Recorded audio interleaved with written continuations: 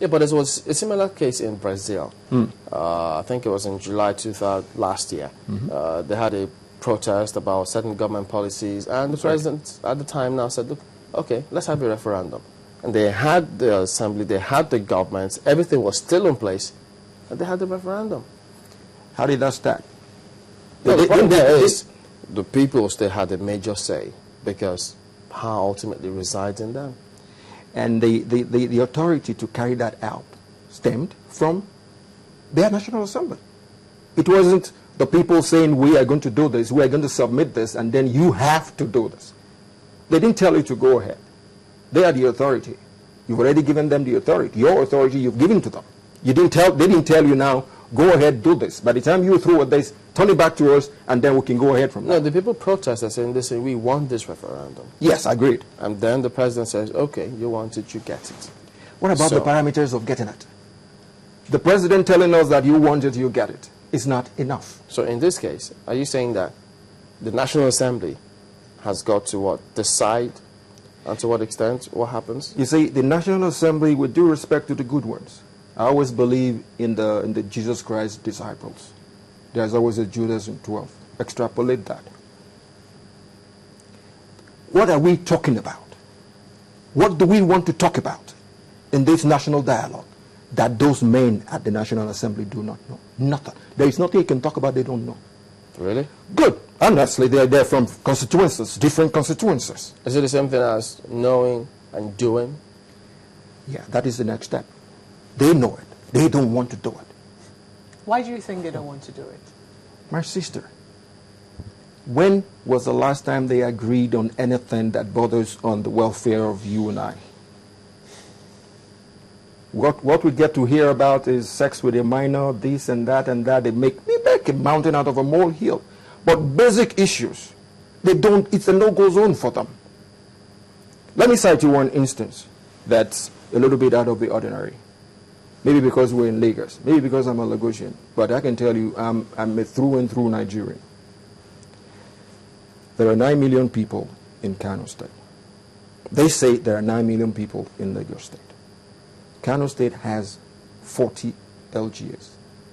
Lagos has 20. 27. 27. Lagos State.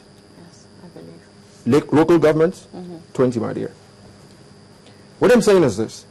You and I, you're good. The United Nations is telling us that Lagos State will become a mega city by 2015. The number one parameter of a mega city is a population of 25 million. 9 million can never become 25 in a space of 2 years. The population of Lagos is 21. We can only become 25 in 2 years. That aside, if nobody believes me, go on Google. Not just the local Google that is for free. To Google where you can pay maybe $100,000 and you go live. Look at Lagos. You will see the essence of that.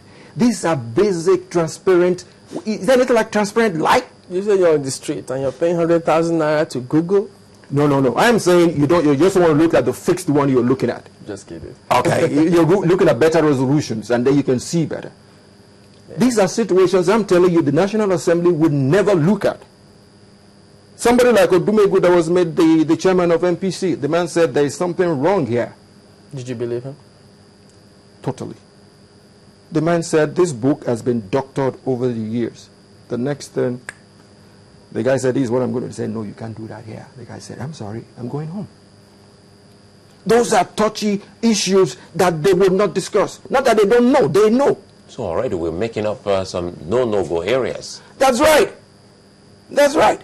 They know it, but they won't talk about it. You know, the National Assembly also happened to function on, votes. Majority of votes. I mean, majority will carry the day. Minority can always have their say, as they say in the National Assembly, so you don't quote me again. The majority will have the day, when the minority will have their say. If somebody raises the motion, but cannot convince other members to vote in favor of whatever it is that is right. I mean, what do we say about that? Isn't that what they call the beauty of democracy? The beauty of democracy is shrouded in dishonesty. Don't we even see that particular, problem creeping up again, even with a national dialogue?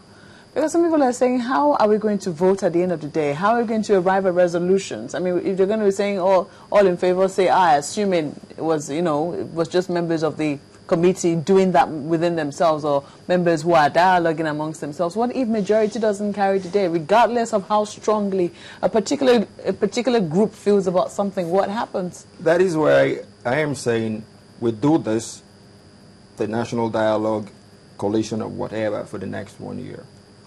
When it comes to the implementation of whatever is going to come out of it, personally, I feel we should do it on the 8th Republic. The gentlemen in the House now are not going to do anything. They are not going to change anything. But by the time the collated facts and figures of the advisory committee comes to the fore, becomes common knowledge to the average Nigerian, by the time they are campaigning against 2015, I'll be able to tell my councillor, my chairman, remember what I told you. Mr. House of Rep, remember what I told you. Mr. Senator, remember what I told you. Make sure you get there and say what we said. In this case, the gentlemen there, they got there on whoever's fear. Is it not going to be easier for you to hold them accountable when that 2015 comes? If you're talking to them now and they don't do what you want them to do, 2015 comes, you vote them out. You see, in Nigeria, you were there. We are looking at the positive side that, okay, we voted them in, they are there as we speak. Mm-hmm. I am giving us a better chance to be more knowledgeable about the details of the national dialogue so that we can tell them while they are campaigning. In most cases, while they are campaigning, people just say, give me some money and then you're good to go. But what I'm saying now is, let the average Nigerian know what is happening. That is why I believe whatever the advisory committee is coming up with, even from this early stage, let them give it to us on a regular basis on the pages of the newspaper. So that at the end of the day, we'll look at it. Maybe it's from Lagos now, and I'll look at, okay, these are the pointers from Lagos. Maybe one is missing. Oh, that's okay by me. Then maybe after 21 days, nobody from Lagos responds to that, we keep. Another state, we have. No. They spend money. They spend a lot of money putting adverts for friends who are having birthday parties or this or that. So why wouldn't they do that? Okay. Tonya thanks. Although he thinks that we've given National Assembly 14 years to speak for us, they have refused to. This time we'll speak for ourselves. We'll end this segment with his views. Mr. Bola Bakare is a Public Affairs Analyst. Thank you for coming on this morning. I'm glad to be here. All right, we'll return in just a moment.